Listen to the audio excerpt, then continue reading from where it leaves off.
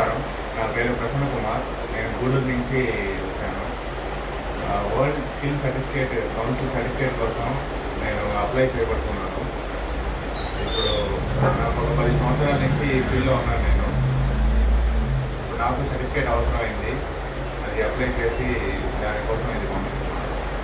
ఇప్పుడు మనం ఈ బ్యాంగిల్ యొక్క ప్యూరిటీ టెస్ట్ చేసి అది ఎంత ప్యూరిటీ ఉంది అనేది చెప్పి తీసుకోవడం లేదా ఇవ్వడం జరుగుతుంది.